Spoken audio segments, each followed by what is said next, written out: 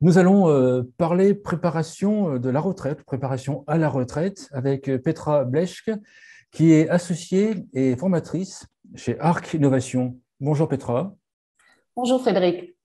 Peut-être vous présenter, puis présenter Arc Innovation. D'abord, peut-être, j'imagine, votre parcours. Oui, merci. Je suis Petra, de naissance, donc ma nationalité c'est allemande et je suis fille d'une famille viticulteur. Donc j'ai grandi proche de la nature et avec un sens de valeur du travail. Et je suis fière maman de deux garçons qui sont déjà quittés le nid familial il y a quelque temps. Mais professionnellement, et je pense que c'est ça qui vous intéresse, je suis formatrice chez Arc Innovation et également associée chez Arc Innovation. Qu'est-ce qu'est Arc Innovation? C'est un organisme de formation dans la région de Strasbourg, en Alsace, et nous travaillons avec des entreprises sur des questions de management, de leadership, donc tout ce qui est développement personnel et surtout la communication interpersonnelle, ça c'est nos thématiques. Et notamment, ce dernier temps, on a dit avec l'équipe Arc Innovation, on a aussi envie de mettre à disposition toutes ces compétences qu'on a et ces expériences aux particuliers, notamment pour le particulier 50 ans et plus. Par rapport à mon parcours, j'ai envie de dire il y a trois crans d'étapes. Donc, le premier, j'ai déjà dit, c'est toute mon adolescence et puis les études. J'ai eu mes premières expériences, donc notamment 20 années dans l'industrie en tant qu'ingénieur chimie. Et début de la quarantaine, j'ai réfléchi qu'est-ce qu'il y a encore autre dans la vie. Et je me suis mis à la quête de sens professionnel et j'ai décidé de changer ma voie, changer mon parcours et je suis devenue formatrice et coach de vie. D'accord. Première question, pourquoi est-ce que bon, moi j'ai 53 ans, pourquoi est-ce que je devrais préparer ma retraite? C'est une très bonne question. Je pense, moi aussi également, c'est une thématique qui me préoccupe personnellement parce que j'approche également, moi, la retraite, très proche de 60 ans. Et quand on veut se préparer, il y a régulièrement cette question de l'argent. Oui, je ne peux pas encore aller à la retraite parce que je perds encore des points ou j'ai pas assez. Bien sûr, il faut préparer la partie financière, c'est essentiel et c'est nécessaire. Là, je trouve il y a énormément d'offres sur le marché, les banques, les assurances, les caisses. Donc, on est bien et tout le monde s'y prend. Ce qu'on oublie souvent, c'est la partie personnelle. Donc, qu'est-ce que je veux faire avec le temps gagné à la retraite? Et je pense que c'est important de se prendre le temps, de réfléchir, de se poser, pas une fois, peut-être régulièrement, suffisamment tôt, pour réfléchir qu'est-ce que je veux faire avec toutes ces heures que je gagne. Et bon, en gros, ça peut être, je pensais, entre 40 et 50 heures par semaine qu'on gagne. La retraite, elle mérite d'être préparée parce que c'est une phase de vie, une nouvelle phase de vie formidable qui nous donne toutes les chances et toutes les possibilités, surtout aujourd'hui où tout est permis, même si un peu plus âgé. Et je veux vous citer trois choses qui me viennent, trois raisons pourquoi cette phase mérite effectivement un temps de réflexion et de préparation suffisamment tôt. C'est d'abord les conditions de vie sont hyper positives. On a une espérance de vie qui est beaucoup plus élevée que nos grands-parents, nos arrière-grands-parents. Donc, veut dire on a déjà beaucoup plus de temps devant nous. Et, bonne nouvelle, généralement en très bonne santé. Donc, avec une qualité de vie, on peut passer généralement ces 20 ans qu'on a encore devant nous avec un peu de chance. Et ça, physiquement en forme, mentalement en forme, et souvent aussi encore très motivé de croquer la vie. Donc ça, c'est une chose, et ça serait dommage de ne pas utiliser ce tremplin que la vie nous offre. Le deuxième point pour moi, c'est effectivement la liberté qu'on gagne. On en rêve tous quand on est professionnellement très engagé. Ouf, le temps de la retraite, ça nous donne de la liberté, aucune contrainte par rapport des horaires et énormément de temps. Donc, de temps pour réaliser ses rêves, pour se faire du bien et pour profiter de la vie personnellement. Ça, c'est pour soi-même. Mais il se rajoute vite, selon moi, la question aussi, oui, et une fois que moi, je vis ce que je veux vivre, je profite, je réalise mes rêves, je voyage, je vois mes amis. Il y a vite aussi une troisième problématique ou une troisième question qu'on puisse se poser, c'est celle-ci de qu'est-ce que je veux encore donner au monde? Donc, bien sûr, c'est se faire plaisir à soi, mais dans un second degré aussi, et comment je peux contribuer à un monde meilleur. Ça peut être que je m'occupe de mes petits-enfants, mais ça peut être aussi que je m'engage pour la terre, je donne du temps aux personnes qui sont malades.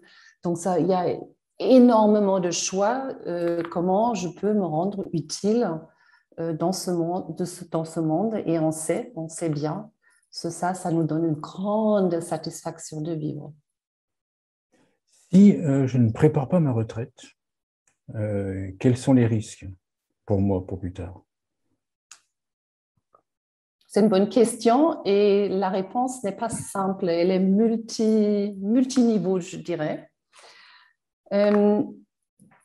Quand on prépare sa retraite, je vois concrètement 4 aspects. L'un des aspects les plus présents pour moi, personnellement, c'est notre société. Ce jeunisme, donc la société qui essaye de nous raconter et de nous dicter, c'est la jeunesse qui gagne. Donc, il faut rester jeune à tout prix, jeune, belle et beau. Et si on ne fait pas attention, on arrive à le croire nous-mêmes avec le risque, parce qu'on est dans le vieillissement, ça c'est naturel et on ne peut pas vraiment le stopper, mais on risque à ce moment-là de perdre la confiance en soi. Parce qu'on a l'impression on n'est plus à la hauteur. Bon, on peut essayer un peu de botox ici, teinture les ongles, teinture des cheveux. Je ne suis pas contre, ça on peut faire. Mais il faut toujours faire attention de rester soi-même dans ce monde. Oui, que ce soit plus un choix et pas que ce soit subi, c'est ça. Exactement, exactement. Et si je me pose pas la question, je risque Subi. de subir et de croire moi-même, j'ai plus de place dans la société. Et une étude récente de l'Université de Bâle qui a démontré qu'effectivement, si inconsciemment nous croyons on est vieux, on n'a plus de place dans ce monde de jeunes, on se retire naturellement. Et on ne participe plus, on ne propose plus des nouveautés et, sans le remarquer. Et ça serait vraiment dommage, je trouve. Et puis j'imagine qu'on vieillit plus rapidement. Moi, j'ai vu une étude, par exemple, sur la mobilité. Oui. En fait, ce qui m'a intrigué, c'était que l'espérance de vie en Europe entre les hommes et la femme en bonne santé, c'est le même, environ 65 ans. Oui, exactement. Et après, il y a un décalage. Et quand on regarde, j'ai posé la question à des chercheurs, notamment à l'INSEED, à l'INED, Et une des explications qui dit, c'est que lorsqu'en fait, il y a une baisse de la mobilité, c'est en fait, et puis le fait de subir qu'on est plus âgé, l'homme a tendance à vieillir et à chuter très rapidement. Oui, oui, oui. Donc, effectivement, c'est parce qu'en fait, il y a pas eu la préparation ou le recul pour savoir qui suis-je, quel est mon rôle, etc. C'est ça. Et là, merci pour ce mot-clé parce que c'est effectivement le deuxième aspect qui me semble super important, que la société, elle valorise, comme vous dites, le statut social, la consommation aussi. Et si nous perdons ce statut social, mais qui suis-je sans statut, Ça. sans mon rôle, sans mon fonction et sans la reconnaissance, sans mon salaire, qui suis-je?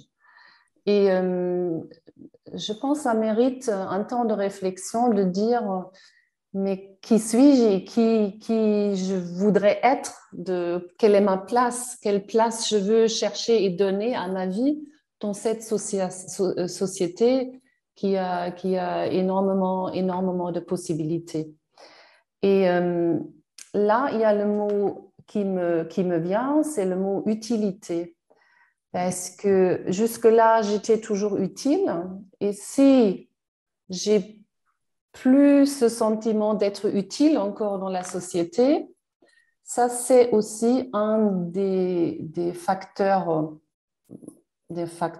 qui nous font vieillir beaucoup plus vite. Parce que si je ne me sens pas utile, je perds une grande partie du sens de ma vie. Et là aussi, on peut choisir, mais il y a plein de possibilités. Mais si je ne réellement pose pas pour y réfléchir, je rate peut-être quelque chose. Et avec cet aspect de perdre en confiance de soi, et là aussi, on se retire de plus en plus et on perd effectivement son lien social. Là aussi, si on ne prépare pas, on en risque d'avoir de s'accaparer, entre guillemets, de subir une identité de retraité ou de vieux qu'on nous aura collé, plutôt qu'une identité qu'on aura choisie. Puisqu'on peut être sportif, on peut devenir musicien, on peut devenir voyageur, bref, on peut avoir multiples identités. Exactement. Et c'est ça qui nous mène vers le troisième aspect. Ça, c'est l'orientation ou l'objectif de la vie. Parce que oui, quand je travaille, je dis, oh, surtout rien anticiper, je laisse venir, j'ai énormément de temps, j'ai des intérêts et je vais voyager, je vais encore apprendre quelque chose, plein d'idées, on a tous différentes idées qu'on pourrait faire, mais souvent ça reste là et je ne prends pas de décision. Avec le risque que je vais me perdre et m'éparpiller parce qu'il y a tellement de choix, je saute d'un cours collectif à l'autre, je commence ça, je fais une formation en ligne, je fais un petit coaching, je fais du sport, du yoga, donc je voyage et je montre tout cela aussi sur les réseaux sociaux pour apparaître jeune et dynamique. Je ne vais pas être heureux, je pense, parce que je passe à côté de quelque chose. Donc, ce qui est important, c'est aussi de se poser pour réfléchir, quel est l'objectif que je veux donner à ma vie? Un but, une étoile qui me guide, une boussole intérieure pour savoir aussi quelles sont mes valeurs et qu'est-ce que je veux faire avec ça.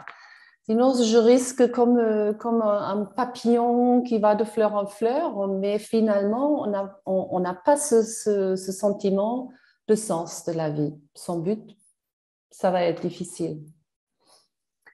Donc, les objectifs, donc on avait dit, le premier, c'était la cohérence, donc où on a dit, il faut que quand je me sens jeune ou moins jeune, il faut que ça se reflète aussi dans mon extérieur et dans mes actes. C'est l'utilité qui est important, hein, donc je me sens utile, que j'ai un objectif, une direction, et ça peut être rester en bonne santé. Ça peut être un objectif, c'est pas forcément un objectif très intellectuel, mais une fois se clarifier ce que c'est, ça peut nous aider. Et le quatrième aspect qui me semble important, c'est l'appartenance. C'est d'avoir le sentiment de faire partie d'un groupe. Faire partie des retraités. Non, je blague un peu là. Ça peut être des retraités. Est-ce que c'est suffisant? Mm. Je ne sais pas. Si c'est les retraités stéréotypés, Mm. j'y crois pas forcément parce qu'aujourd'hui, le retraité est complètement différent que encore l'image, le stéréotype qu'on a de nos grands-parents. Je ne pense pas que ça nous rend vraiment, vraiment heureux, mais d'avoir d'avoir des contacts sociaux, mais pas de trop, parce qu'on vieillit, en vieillissant, on a aussi plus de temps de récupération et peut-être de temps avec soi, même en tant qu'extraverti. Donc, il faut bien doser et regarder combien de temps je veux passer avec des amis, avec la famille, combien de temps je veux passer avec moi-même. Je pense que c'est aussi important. Et votre mot de retraité, c'est vrai, aujourd'hui, je pense que ça, c'est un des grands risques aussi. On a encore cette image de nos grands-parents et arrière-grands-parents en tête. Là, la retraite, c'était effectivement la non-activité.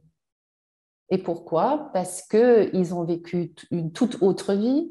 Ils ont beaucoup travaillé physiquement, manuellement. Et aujourd'hui, ça existe encore, bien sûr, mais c'est quand même le pourcentage. On est beaucoup dans l'intellectuel, donc on est physiquement pas usé ou moins usé et moins fatigué.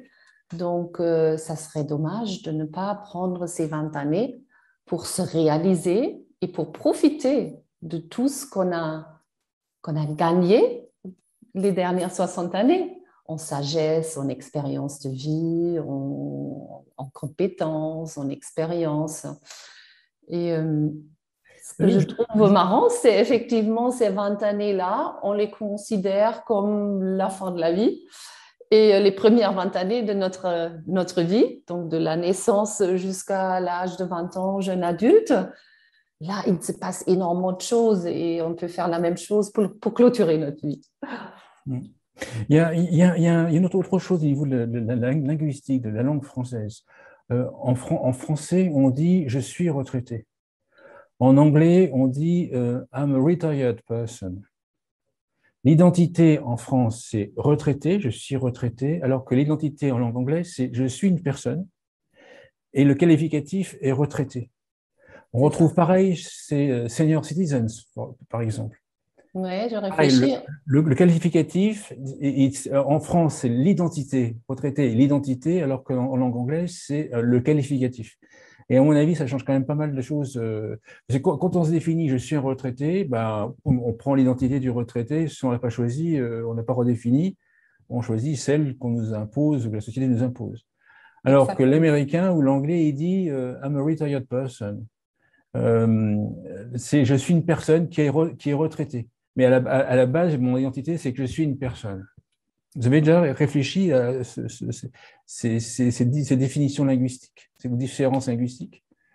Et c'est pas que le mot, le mot reflète finalement nos croyances Bien sûr, c'est ça, bien et sûr, bien sûr. vice-versa. Bien sûr, parce que derrière l'identité, il y a toutes les croyances qui sont associées à l'identité que Exactement, l'on croit, bien exactement. sûr. Et c'est tout un univers de croyances qui se cache derrière. C'est très intéressant ce que vous dites, Frédéric, derrière ces deux formulations qui paraissent peut-être identiques, mais qui sont si différentes et ça donne une autre énergie intérieure de nous par rapport à ce statut de retraité. Et après, c'est aussi oui, on interprète cette phase de retraite. Mais finalement, oui, c'est une phase, mais c'est pas moi. Effectivement. D'une manière générale, les gens que vous coachez ou vous accompagnez à préparer leur retraite, c'est qui? C'est des hommes, des femmes? Il y a une typologie? Il y a un âge? Oui, il y a une typologie, il y a Oui, une persona, comme on dit. ouais, c'est intéressant.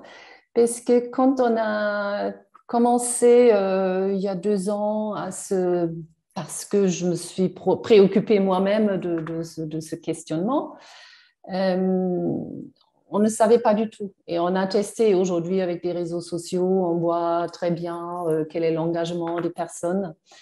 Et c'est une thématique qui intéresse majoritairement, ou 2 tiers les femmes et un tiers les hommes.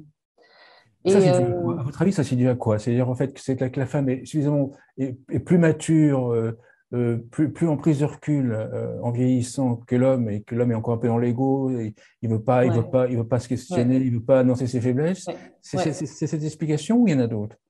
Je pense qu'il y en a d'autres et c'est pas si simple. Il y a plusieurs choses. Donc, je parle de ma génération, donc on est encore dans le souvent plus classique dans nos différents rôles. Ah Et oui. je pense la femme souvent quand dans la phase où elle s'occupe partiellement des enfants, notre génération, on a réduit le temps de travail. Donc, je pense qu'il y a pas mal de femmes qui sont sur 80% ou 3 jours par D'accord. semaine. Je pense que c'est une réalité. C'est plus la réalité pour les générations qui suivent, mais dans ma génération, je pense que c'est une réalité. Euh, ou pas. Après, je pense qu'il y a beaucoup de femmes qui se prennent plus de temps et sont peut-être aussi plus représentées sur les réseaux sociaux. Après, ça dépend sur quel réseau vous vous postez et vous communiquez. Euh, et je pense qu'il y a aussi cette idée de je m'identifie comme homme. Beaucoup plus d'hommes que des femmes, mais je connais aussi beaucoup de femmes. On s'identifie par son rôle et par son statut et sa fonction, son titre dans l'entreprise. Et on a presque du mal à anticiper cette prochaine étape, aussi parce que on a tellement envie qu'on a du temps. Donc, on ne peut même pas imaginer de s'ennuyer ou de manquer quelque chose une fois quand on est à la maison. Et on a tout ce temps-là. Il y a aussi la population qui nous suivent, c'est plutôt les personnes qui sont vraiment pas de passe-temps, qui se définissent par le travail. Si vous avez déjà une vie bien remplie avec un hobby, avec une occupation, avec de l'art, avec quelque chose que vous faites à côté de votre travail, souvent on a envie d'intensifier ce passe-temps. Et on a peut-être moins de besoin de parler ça parce que c'est clair ou des familles, des personnes qui savent déjà, ils sont 4, 5, 6 petits-enfants, et ils ont envie d'être avec eux, ça donne déjà un sens à la vie. Donc, ils sont peut-être moins attirés par ça. Mais toutes les autres, et c'est un paquet, c'est la plupart des personnes, euh, ils risquent de tomber après une première phase enthousiaste dans un trou. On peut en sortir soi-même, on n'a pas besoin forcément de l'aide, mais ça peut aussi devenir une crise une quête de sens, une crise de vie, quoi. Et ça c'est moins drôle. Dans vos organismes de formation et de coaching, ceux qui viennent se préparer à la retraite avec vous, ceux qui demandent d'être accompagnés, c'est des personnes individuelles qui prennent l'initiative individuellement de vous voir, ou c'est des salariés parce que leur direction des ressources humaines leur a proposé ce type de Oui, stage oui, oui. En fait, les deux. les deux? Et ça dépend aussi, c'est une question de culture. Il y a parfois des personnes qui disent, bon, ça c'est la retraite et je veux surtout pas le mélanger avec mon entreprise. Et ce sont des gens qui font cette démarche par eux-mêmes D'accord. et qui sont intéressés et qui sont peut-être aussi commencés avec un coaching en individuel pour faire des premières étapes, mais qui veulent aller plus loin et réellement se prendre le temps pour préparer cette phase. Mais il y a également des entreprises, surtout ceux qui résonnent dans l'inclusion, dans le RSE, donc la responsabilité sociétale et environnementale, qui, euh, qui ont trouvé que on donne beaucoup d'énergie et on se donne du mal, beaucoup de temps et de l'argent pour recruter des talents. Et pour faire un onboarding, veut dire un processus pour bien les intégrer dans les entreprises. Mais à la fin, il n'y a pas grand-chose. Mais alors là, Et qui disent, bon, c'est bien de clôturer avec un offboarding et surtout de reconnaître la personne. imaginons que je sois DRH. Quel est mon intérêt à moi de mettre du budget pour que mon salarié qui va quitter mon entreprise dans 1 ou 2 ans prépare sa retraite? Quel est mon intérêt à moi? Oui, très bonne question. Parce qu'on peut se dire, bon, cette personne, en plus, elle quitte le marché du travail, hein, n'est-ce pas? Ma vision, c'est aujourd'hui, quand on va à la retraite, 60 ans, 65 ans, nous sommes des personnes pleines de vie et actives, et surtout aussi actives sur les réseaux sociaux et souvent aussi le contact avec les amis. Et on est actif et on parle. Et je trouve que c'est très, très important. Aujourd'hui, on a souvent un manque de talent dans les entreprises. Qu'on regarde, qu'on fait attention aussi à l'image de marque. Donc, cette personne qui va à la retraite, elle parle de vous. Elle vous recommande selon les produits que l'entreprise prépare. Elle vend, elle est aussi votre meilleur vendeur pour les produits. S'il quitte l'entreprise sur une note positive et ne pas frustré après une longue carrière. Et c'est simplement ça, de donner cette reconnaissance à la personne qui s'est dévouée pendant 20, 30, 40 ans. Parce que ça, c'est aussi la génération des baby boomers. On était plutôt loyal et on est resté très, très longtemps dans les entreprises. De leur remercier. C'est d'autant plus vrai dans les entreprises où il va y avoir beaucoup de départs à la retraite. Oui, ça c'est vrai. C'est-à-dire qu'en fait, si je les aide à préparer la retraite, s'ils me quittent en étant contents de mon entreprise, c'est autant d'ambassadeurs pour plus tard pour Exactement, on devient ambassadeur, hein, le meilleur ambassadeur. Ça, c'est une possibilité ou pour moi vraiment un argument très, très fort. Mais c'est aussi cette responsabilité qu'on a vis-à-vis surtout les personnes, on dit en anglais workaholic, les personnes qui se définissent par le travail, qui travaillent, qui donnent beaucoup d'heures, hein, qui aiment leur travail, mais qui risquent vraiment de tomber dans un trou après. Donc, c'est presque une obligation d'alerter la personne.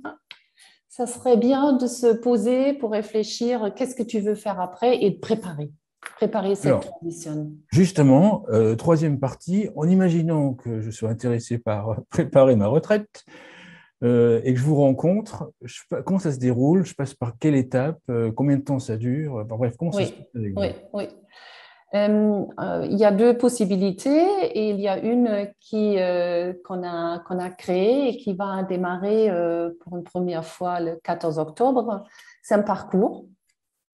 Et c'est un parcours, c'est un accompagnement collectif en ligne, mais à 100% live. Donc, veut dire, on ne vous file pas des vidéos avec plein de conseils, mais on se donne pendant 6 mois, octobre jusqu'à fin mars, rendez-vous 2 fois 2 heures par mois pour anticiper la retraite. Et les points forts ou le point de succès, les facteurs de succès de cette démarche, il y en a 3, je veux dire. Donc déjà, on vous motive ou avec des dates fixes, c'est une motivation de se réellement prendre le temps pour réfléchir. C'est pas beaucoup, c'est 2 heures, c'est plaisant, on apprend. Et nous, les formateurs coachs et quelques experts, vous donnent aussi des outils de réflexion, une stratégie, une méthodologie, un fil rouge pour mener étape par étape quelles sont mes émotions, mes peurs, mes joies, qu'est-ce que je veux réellement, quelles sont mes valeurs, pour à la fin dire « Oh, j'ai envie de faire ça » et de faire un réel plan d'action ou qu'est-ce que je veux encore réaliser dans ma vie et avec des premières idées, comment le faire et réaliser concrètement. Ça, c'est une chose. Donc, vous êtes vraiment motivé de vous poser parce que aussi notre génération, on est dans l'action, on aime agir, hein, donc on se culpabilise presque si on s'assoit pour ne rien faire. Vous voyez, donc je pense que ça c'est un des facteurs de succès. Le deuxième, ça c'est cet apport de méthodologie de réflexion parce que souvent on a plein d'idées, on n'a pas un manque d'idées, mais c'est difficile de les structurer et de dire, OK, étape par étape, pour finir vraiment à quelque chose, à une réponse, une décision qui nous semble cohérent avec nous. Et le troisième, c'est parce que c'est un accompagnement collectif, c'est le groupe. C'est l'appartenance à un groupe. Un groupe qui se pose cette question, comment bien vivre ma retraite, comment anticiper cette transition pour qu'elle soit sereine, et les échanges et les inspirations à travers des personnes dans chaque live, donc dans chaque rencontre en digital, mais également dans un groupe privé où le groupe est entre soi pour discuter et pour s'inspirer. Ça, c'est le concept. Et à la fin, pour fêter tous ensemble Oui, le oui, succès. oui, puis j'imagine pour prendre conscience qu'on n'est pas le seul ou la seule à se poser ce type de questions. Oui, oui, absolument. Ça, c'est aussi important parce qu'en fait, on est très nombreux. Comme vous le savez, génération des baby boomers, on est beaucoup, quoi, qui se posent cette question. Et il faut aussi dire qu'en 2018, la moyenne d'âge de hommes et femmes qui prennent leur retraite, c'était 59,7 ans. Donc, on est jeune, on n'est pas âgé. Et, je reviens vers nos grands-parents, eux, ils étaient occupés par leur jardin, par la maison, par laver le linge et tout. Et aujourd'hui, nous, on n'a pas ça à faire. On est dans un appartement, donc on a réellement du temps et de l'énergie. Donc ça, c'est pour la partie online. J'imagine que si je veux une partie d'accompagnement physique, en fait, vous le Ouais. proposez également. Ouais, c'est aussi possible et c'est aussi une question de goût. Il y a des personnes qui veulent un face-à-face et qui veulent quelque chose de très ciblé sur soi-même, donc seul, hein, un coaching plutôt classique. Et là, bien sûr, c'est toujours possible de nous rencontrer face-à-face pour un coaching. Et là, on se met généralement gratuitement en échange. On regarde, est-ce qu'on a envie de travailler ensemble? Parce que c'est aussi une question de confiance et on va définir l'objectif et puis au fur et à mesure, on avance. Généralement, ça peut être par 1h30 toutes les 2, 3 semaines, 2 heures, donc vraiment selon le cas et la situation de la personne. Donc ça, c'est une possibilité.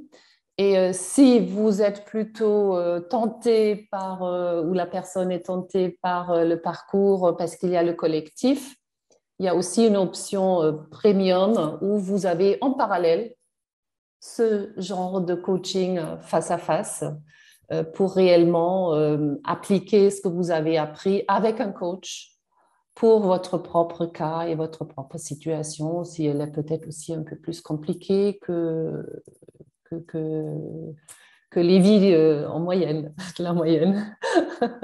Euh, comment, avec votre recul, combien de temps la préparation à la retraite demande? Moi, j'imagine que ça se finit jamais, puisqu'on peut toujours améliorer, trouver d'autres trucs à faire C'est pendant vrai, toute c'est l'année. vrai. Mais en moyenne, on prépare sa retraite en combien de temps? Enfin, en combien de... Oui, combien de temps?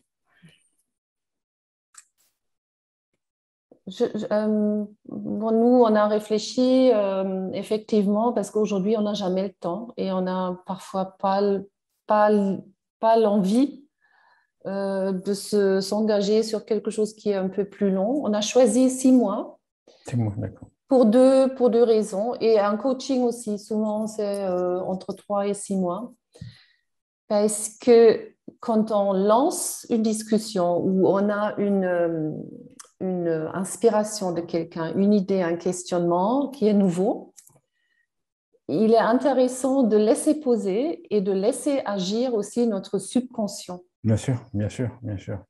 Donc, il faut se donner le temps. Je ne pense pas qu'on puisse se rencontrer avec un coach ou faire une formation un week-end de 2 jours, sauf si on a déjà des idées bien précises. Mais sinon, je pense que ça devrait prendre beaucoup plus de temps parce qu'on va au fond de nous, au fond des choses, mais avec toute légèreté. On réfléchit vraiment quelles sont mes envies.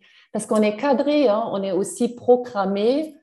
La réussite, il faut faire comme ça et il faut lâcher ça pour se redécouvrir et pour devenir vraiment soi-même et la meilleure façon de soi-même, ce qu'on a envie de faire et ne pas rester quelqu'un que la société nous impose. Oui, puis j'imagine qu'en fait, bon, déjà définir ses valeurs et classer ses valeurs, ça prend un peu de temps quand même. C'est pas... Ouais. Ensuite, définir un objectif, on pense que c'est simple, ou une mission, une vision, des fois, ça prend plus de temps. Et derrière, il peut y avoir des croyances limitantes. C'est en fait des croyances qui nous disent, voilà, je voudrais faire ça, mais je suis trop vieux, j'ai pas le physique, j'ai pas l'énergie, il faut que je reprenne des cours. Bref, derrière, il y a un travail avec vous, j'imagine, en tant que coaching, oui. pour lever les croyances limitantes. C'est ça qu'on travaille, effectivement. Et ça nécessite, on a besoin un peu de temps. Bien sûr, bien Parce sûr. qu'on ne reste pas à la surface comme nous sommes éduqués, problème, solution, non. Il faut passer un peu plus profonde sans devenir lourd, forcément, parce qu'il n'y a pas en soi une problématique, mais pour vraiment mettre en musique et mettre en compte pas uniquement son mental, mais également aussi ses émotions et ses envies. Ça mérite un peu de travail, ça a besoin un peu de travail ensemble. Ouais. La dernière question que j'avais, qui était un peu pour provoquer, est-ce qu'il y a un âge à partir duquel c'est trop tard pour préparer sa retraite? Personnellement, je ne pense pas. Et pour revenir à votre exemple, on peut encore apprendre, réellement, on peut apprendre à tout âge. Et comme ça, et pour moi, ça c'est synonyme de dire, même si j'ai déjà 70 ans, 65 ans, je peux toujours commencer. Je peux toujours commencer à changer des choses dans ma vie pour trouver plus de bonheur et plus de satisfaction. Si notre temps le permet, Frédéric, je Oui, souhaiterais répondre à cette question ou clôturer avec une petite analogie oui. qui vient pas de moi, elle vient de Mathieu Ricard, le moine bouddhiste, qui disait ça une fois. Imaginez, et je le transpose la vie, mais je le transpose à la retraite, c'est un océan. Et à la retraite, on a tout le temps de prendre sa navire pour voyager sur ce océan, ce qui n'était pas le cas pendant la vie professionnelle. Et on a tout, on a construit pendant toute sa vie un super bateau, une navire avec des expériences, des valeurs, des compétences, tout. On a construit quelque chose. Soi-même, on est capitaine avec des compétences. On sait diriger vers où on veut aller. Et imaginons, on se met dans ce beau navire avec toutes ces compétences et on se laisse guider par les vents et par les vagues. Et au lieu de hisser les voiles et de dire c'est vers le nord que je veux aller pour découvrir ceci et cela. Et à la fin, si on se donne pas si on s'oblige pas de dire bon, je veux aller dans cette direction, à la fin, il y a forte chance que je suis pas contente de ma vie. Bien sûr, bien sûr. Que je suis pas arrivée là où je voulais arriver et je regrette. Il y a un beau livre qui s'appelle Les 5 choses que les gens regrettent avant de mourir et ils expliquent exactement ça. Il faut savoir ce qu'on veut, parce que sinon, après, on regrette. Super, super conclusion. Merci Petra Bleschke. Je rappelle que vous êtes associée et formatrice à ARC Innovation. Merci beaucoup. Merci beaucoup, Frédéric, pour cette invitation.